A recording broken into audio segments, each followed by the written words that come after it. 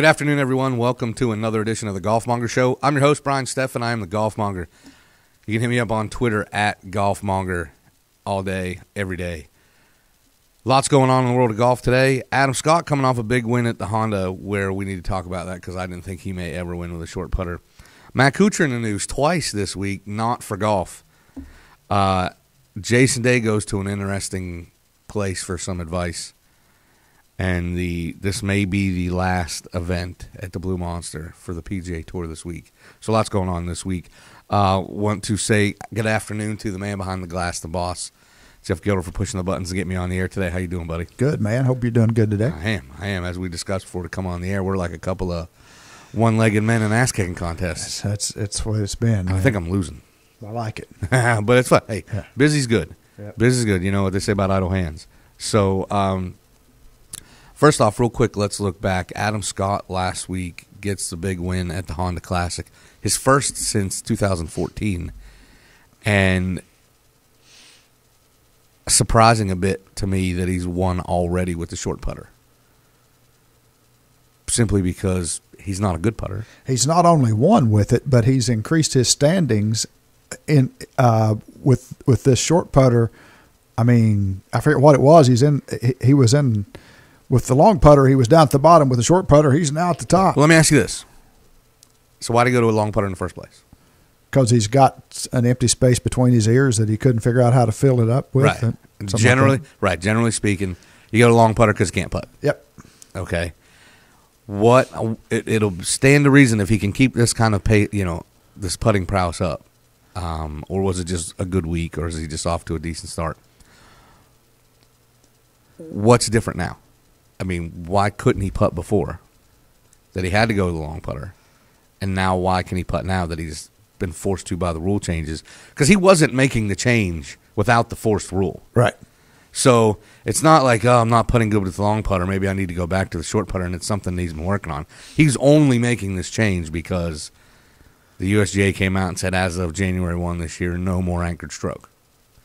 So I wonder what the difference is. I mean, we may never know.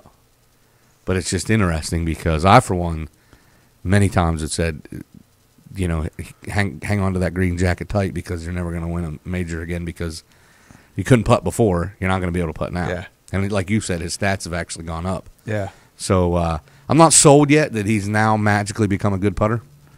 But it's interesting to see that change. Well, I have to admit, and I don't really know why I felt this way, but I've had the feeling that that Masters thing was kind of flash in the pan for him anyway. Because he seemed to go away for a while after that, Yeah. I'm with you. That's why it was easy for me to say, oh, well, don't worry about it. I mean, it may be the only one he ever gets anyway. Yeah. Speaking of Masters champions, we didn't get a chance to talk to this because we've missed a couple of weeks of shows with either you being out of town, me being out of town. Remember a few weeks back when we were talking about Bubba Watson, they made the comment that when he got to 10 wins, he'd probably retire? Yeah. He's only one win away. He's one away. He won it Riviera, and we didn't get a chance to talk about it when he won the Northern Trust. So I don't know about you, but I'm rooting for him this week. I'm rooting for Bubba. Our buddy, the Professor Gene Weldon, called that win too back there. I mean, he called it and got called out on it. Yeah, well, by the genius that sits in this chair other times. Yeah. The one that won't come on the Fantasy Golf Show. Yeah, because he's too something for us. Smart. I can't say that in the same sentence with him. But anyway, I did talk to the professor, and he did call that. But he called it. He did, and he has called him again this week. By the way, he's on my team. He's not mine. Not in our league because he's in the A list, and there's some other guys I want. But on another league that I play in, Bubba's on my team. He's it takes a bomber to win this week. Yep. At Doral, the Blue Monster. I mean, you don't name a course the Blue Monster and have it be 7,000 short yards. Yeah, it's not for pansies. Yeah, you don't call it the Blue Monster and then it takes an accuracy. No, you got to be. It's a monster for a reason. It's for the big bombers this week. But before we get to that, I wanted to mention I saw this. It's funny. 2 separate occasions I saw Matt Kuchar's name in some headlines that had nothing to do with golf. or shoes. Or let me not, or a Skechers commercial. Yeah, no. I take that back. One of them did have to do with golf. Did you see where was it Tuesday? He was because they're down at Doral outside of Miami.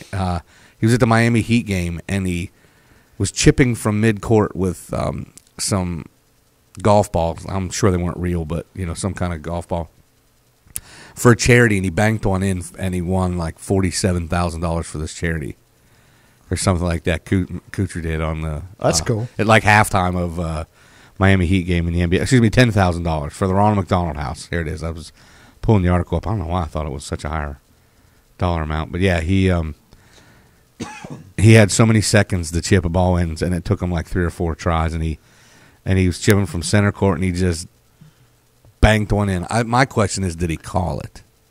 Because where I come up, if you don't call the bank, it doesn't count. Yeah, it don't count. Yeah, on the playground days, if you didn't call it, you didn't get the bucket.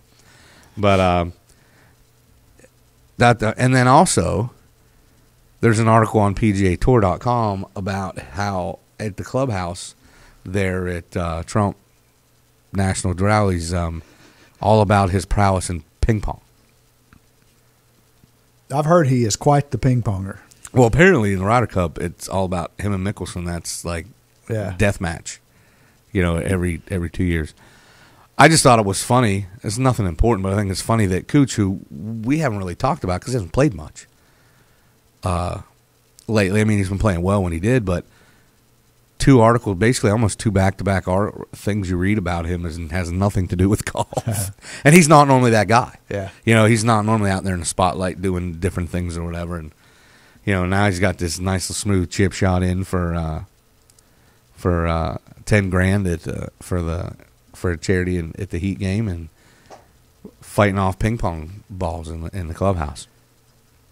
So another big name in this tournament. Now, the WGC this weekend down at Trump National. There's a lot going on around this. I mean, looks like he's going to be the candidate for the Republicans for the presidential race, which anybody ever would have said that realistically years ago, you'd have thought they were nuts. But even a year ago, that seems to be a reality. Even a year ago, even when there were rumors he was going to run, no one would have thought. First of all, most people didn't even believe the rumors true that he was going to actually run. Yeah, they thought it was president. a hoax. Yeah. Well, because 4 years ago, the rumors were around and he didn't run. Yeah. So everybody, it's the same old story. Trump run for president. Publicity blah, blah, blah. stuff. Yeah. It must be a new episode of The Apprentice coming out or something he needed publicity for.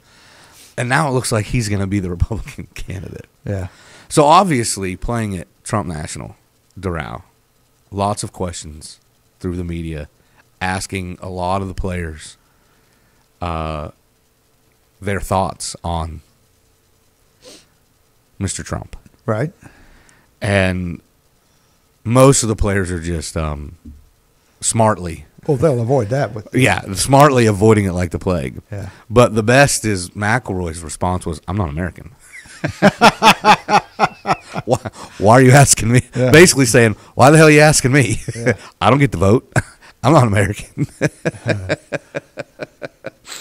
I mean, there's talk that, like I said, with some of the comments Trump's made, and if he becomes president, he owns the golf course, and where's the separation there? Can they even play the event there anymore? And can they, Well, he owns lots of businesses that come into question as the president.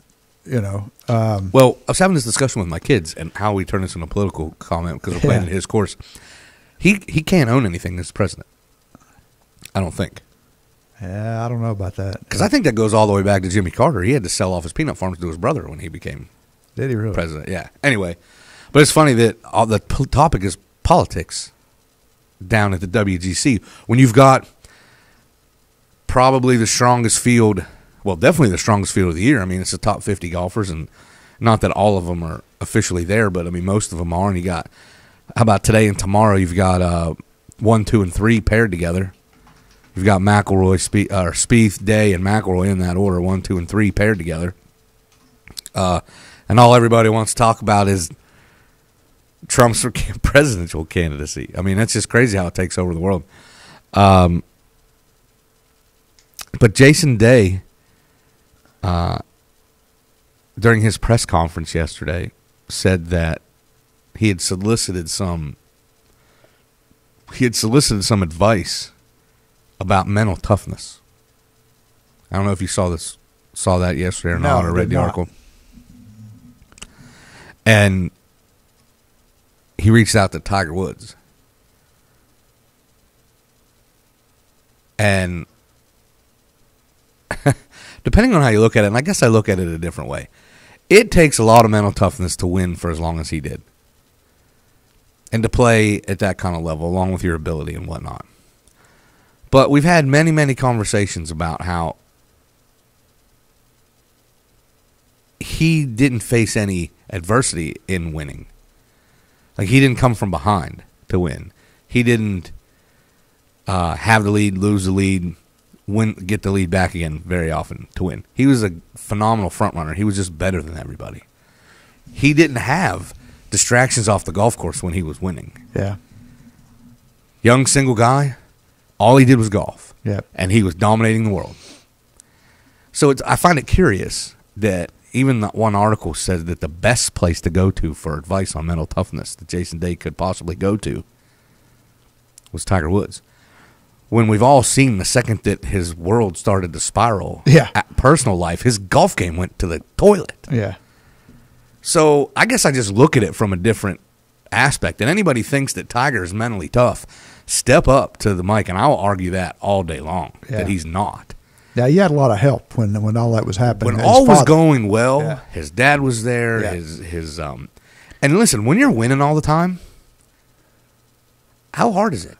So I want to back up a step. Yeah. From the Constitution. Yeah. Okay. Title VI. I was wondering what you were looking up in there. Conflict of interest and disclosure prohibits any public official from using his official position or office to obtain financial gain for himself, any member of his household, or business with which he or a member of his household is associated, other than that compensation provided by the law. So it doesn't mean he can't run it. He can't use his position for financial gain. So, and Trump's response was, "My kids can run my business." Correct. Well, that's like I said, Jimmy Carter's quote unquote sold off all his peanut farms to his brother. So it doesn't really say that he can't own it. It just says he can't use it for financial gain. Okay, but here's the problem with that. Yeah. How do you know? Well,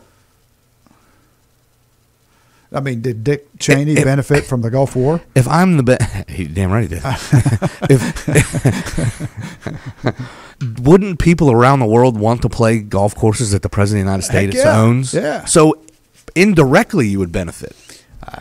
Yeah. Anyway, I see you learn something new. You learn stuff on the show. You learn stuff on the show. Might not have Come anything to to do with golf. GolfMonger show if you want to learn things that you might not ever expect. We even get learned about things that you wouldn't even expect. But we related it to golf. We didn't get off the cart path. Well, that's what I'm saying. We had 2 tires on the cart path. Yeah, it was close. I mean, indirectly, people from around the world are going to want to play his courses even more so than they already do because he's the president. I mean, the president of the United States owns this golf course. Ooh, I want to play there. Yeah. I mean, right? So just so I can say that I played there. Why do you want to go play Pebble Beach? Just so I can. I mean, well, do you think that people used Halliburton because Cheney owned it? Probably. That's why I said indirectly. You can't avoid indirectly benefiting. So I think it's a vague enough law that it doesn't come into play. Probably not. You're probably right. Yeah. But we were having that conversation with my kids because I got a 15-year-old that's taking a current events class right now. Yeah. So everything he comes home, all his homework every day is basically about the political races. Yeah, it's a great time to be studying current events. Yeah, I mean he's actually kind of enjoying it. And to be honest with you, when we sit down and talk, because they're talking about it every day in class, he's a whole lot smarter than I am on it. He's well more informed than I am. I can't even help him. Yeah, he knows because they're reading about it and watching videos every day. When it's time for me to go vote, I'm going to ask him who he thinks because he's paying more attention than I am. Not a bad suggestion right there. I think. Yeah. No, but it's just interesting that even the golf tournament, and this is a WGC event, is getting turned political. But getting back to your thoughts on Jason Day going to Tiger. I wanted to go back and cover that before we got too far away from it. I mean, first of all, I'm not shocked that he's looking for advice because where is he? there's something going on there. Yeah. You know, Well, he's second in the world. we've all talked about how when these guys get to that position, what it's got to be like, and how do you play golf under those conditions? And you or I, or no one probably Right. listening to this show has ever felt that kind of pressure before. No. But I have to agree with you 100% that the last guy in the world I'd want to talk to about being mentally tough would be Tiger Woods. Well, listen, if you're looking at it from the perspective as how do you play from in front all the time, how do you play with the target on your back of being the number one golfer in the world, Yeah. then that makes sense. Yeah. Because let's face it, when you win, let's take this another step. Let's look at this. When you are the Super Bowl champion, okay, what do you think all 16 weeks for the Denver Broncos are going to be like next year? Yeah. Everybody's going to want to say that, hey, we knocked off the champ, right? Every time Golden State Warriors on the run they're on right now as the defending NBA champs, and they're on pace to set the all-time wins record, every game for them is like the other team gives you their best shot, and you got to step up every night and give it your best. So with Jason Day looking at it from that angle, it does make sense to talk to Tiger Woods. You know, who else he should probably call? Greg Norman. Yeah. He could talk to a fellow Australian. But I think I'm still trying to gather my thoughts on this because you hit me with it by surprise. But that was the idea. But there's a point that you've made several times on this show and other shows that you've been on that Tiger has only won from the front.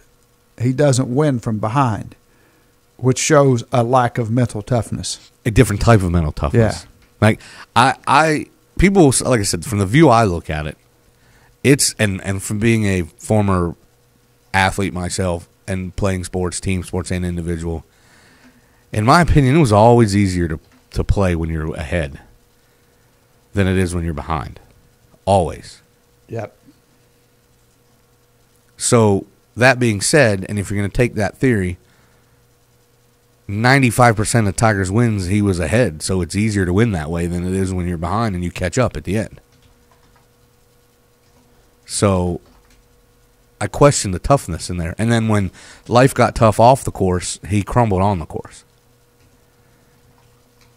You know, other than the U.S. Open where, you know, he had the broken, you know, the leg problem or whatever, and he limped around the course and still played great and beat Rocco Mediate and won that. I mean, don't get me wrong, that's an individual event that he was obviously mentally tough at, but I'm talking overall big picture. I've never really considered him. I've probably been in the minority in this, but never considered him to be mentally tough because, in my opinion, it is easy to win when you're ahead, and he always played from ahead.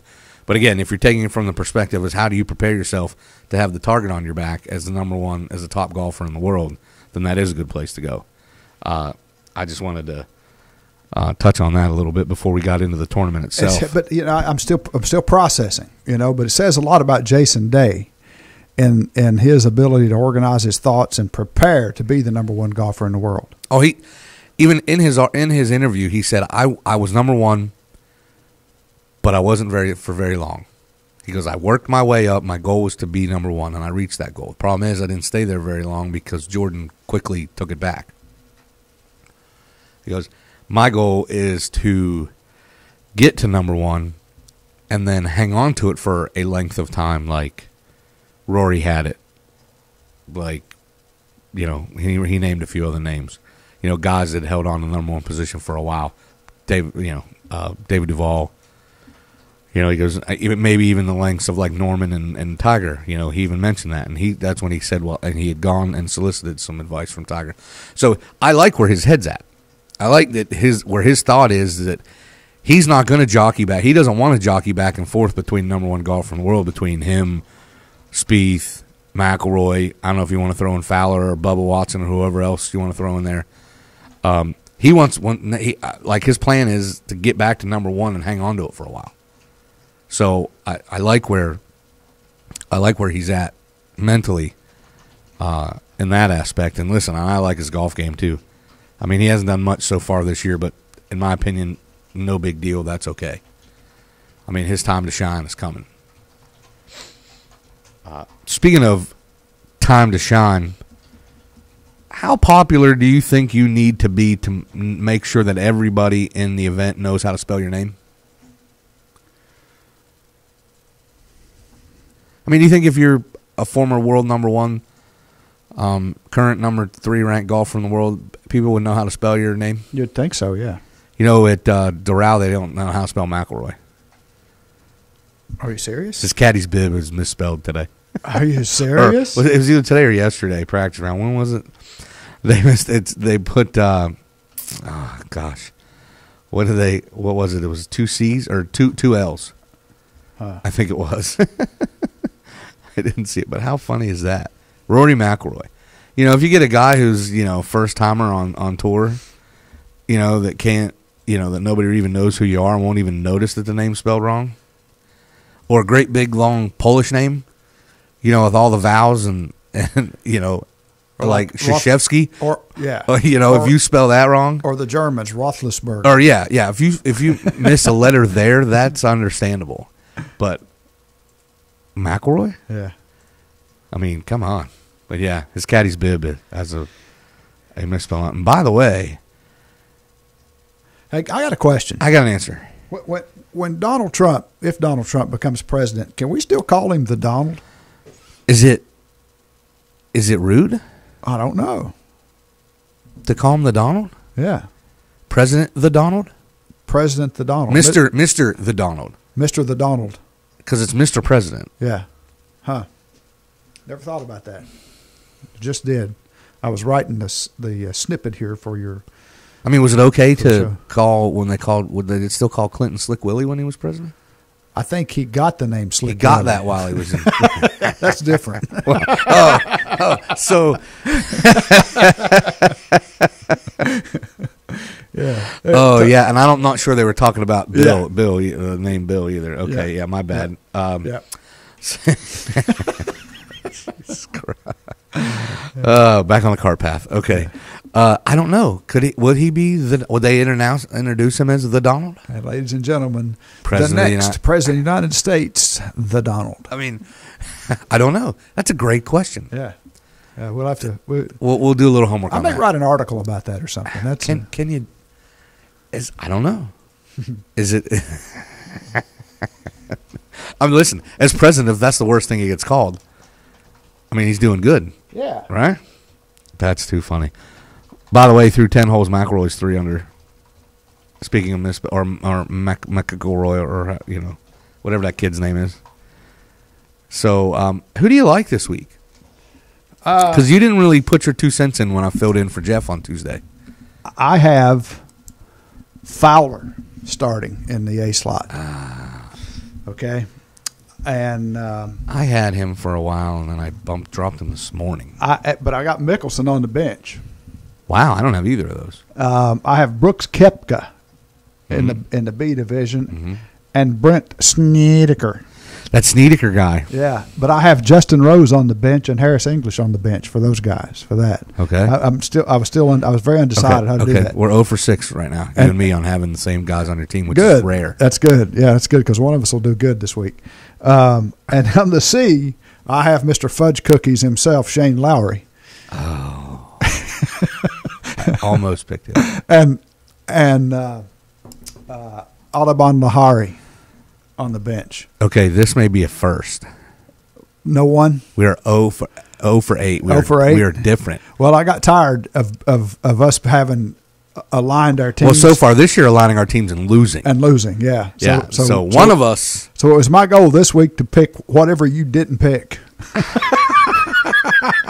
Well, that probably is going to work out for you based on my performance so far this year.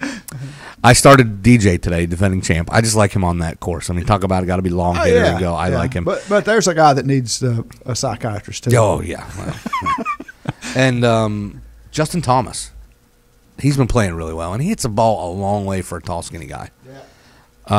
I got Rory, Heinrich Stenson, because this is the kind of event he always plays well in. He hasn't won in a couple of years either, but this is the kind of event that Stenson always plays well in. Patrick Reed. And I went Jamie Donaldson on the B. That's all right. Yeah, and then I was going with history of playing well in Florida. I got Graham McDowell and Matt Kuchar in the C. And Graham played well last week, so I was hoping maybe a veteran guy putting a couple of weeks together.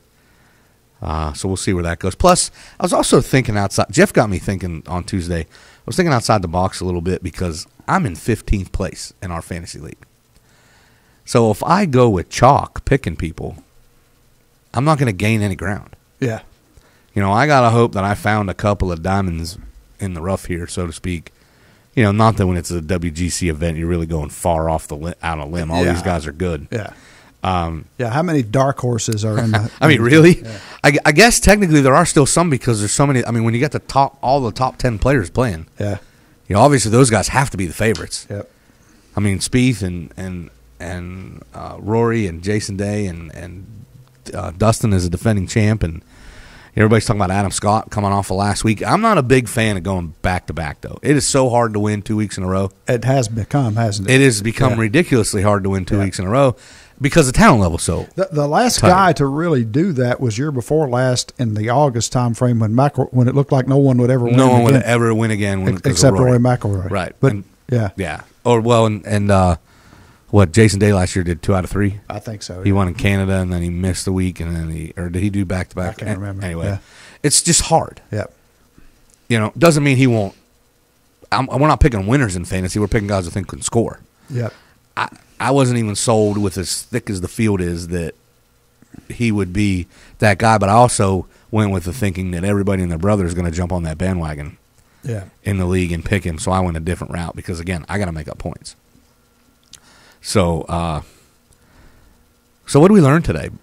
Well, it's been a very enlightening show from my perspective. I think I want to start ending the show every week like that. What did we look back? What did we learn today? That might be tough because every week we probably don't learn something. Yeah, we probably don't. Yeah. But today we did. Yeah. We learned that the president cannot. It's legal for him. Benefit. He can't benefit. He can't gain. He can't have a financial gain as a result of his position as president for his business. It does not say, as some people have said, that he can't own. See, and I was under the impression that he couldn't own. Yeah, a lot of people are, apparently, because there's a lot of... Well, because I'm still looking at, like you said, that gray area that it's almost impossible not to gain. Yeah. Yeah. If you own a restaurant, I want to eat at the president's restaurant. Yeah. If you sell sneakers, I want to wear the sneakers of the president's. Yeah. I mean, almost nothing that you provide. The next high rise I buy in New York is going to be from Trump. It's going to be one of Trump's. Especially if he's the president. Yeah, I want to say that I bought from the president, right? Yeah. I don't. Speaking of buying high rises in New York, that's never happened to us. But so we learned that. Yep. And Matt Kuchar can chip in a golf ball from half court. So that's what we learned today. And we've also raised a few questions. We did. One of which is Tiger capable of being a mental toughness coach? And secondly, and I'm voting no on that one. And secondly, can you call Trump the Donald if he wins president? If he becomes POTUS, can you still call him the Donald? Yeah. I'm going to throw that out on Twitter. Yeah, let's see what kind of responses we get. Yeah. Right as soon as we get off here, I'm gonna say as soon as we hang up, like we're on television. As soon as we hang up, I'm gonna put that on Twitter. Oh man, great show today! Great show today! Awesome! Thanks for all the input and doing your homework and looking up while we're on the air about the presidential thing. I'm working. Man, I'm glad you're here. I'm working on a new development. When I get this, I may have to quit this job and go do something else. Okay, but I'm working on. Can I go with you? I'm working on a concept now so that I can think something and Google it that is the Googling becomes part of my brain instead of having to actually go to a computer. Will it always pop up? Will it pop up somewhere? I think so. Because I don't always want people to see what I'm thinking. Yeah, I don't know. Maybe I don't always want to see what I'm thinking. Maybe I'll get some of those Google glasses and just do it that way. I don't even know if I always want to be able to visualize what I'm thinking. So along those lines, I got to tell you something else I learned. Okay, we are way off the cart path today. Miss Kay and I took Eli, the grandson, and family to the upside down house down here, Wonderworks. Yes. Okay, so they got a thing in there. They got a little room where you play mind ball or something, where you move the ball from one end to the other just by thinking. Yeah. So we sat down. I bet Eli whooped you. And it was me and Miss Kay, and the ball is rolling toward me. It's rolling toward me, and I'm feeling so helpless. and it almost got to my end. She almost won, and it started going the other way and rolled off on the other end. Really? So I think I have some sort of power now. Maybe Jason Day should be calling you. Yeah, that's what I'm thinking. Yeah, there's something there. I'll tweet him. Yeah. That he should call you and stop wasting his time with Tiger. We're probably going to find out that there are little fans in that table that blow the ball that just kind of. You just happen to be sitting in the right seat. Yeah. I've played that game before, and I can't remember whether I won or lost, but that's a fun little joint over there. Oh, that's a great joint. Yeah. Okay, let's circle let's the wagons and finish this bad boy up. All right. The Golf Director Radio and TV are produced and broadcast by the Zeus Digital Network for thegolfdirector.com. Be sure to check out our featured golf course page. You can get updated information about course condition specials and a whole lot more. Go right to the website or just give us a call at 844-464-6531. All of the Golf Director programming is archived for listening and viewing on demand.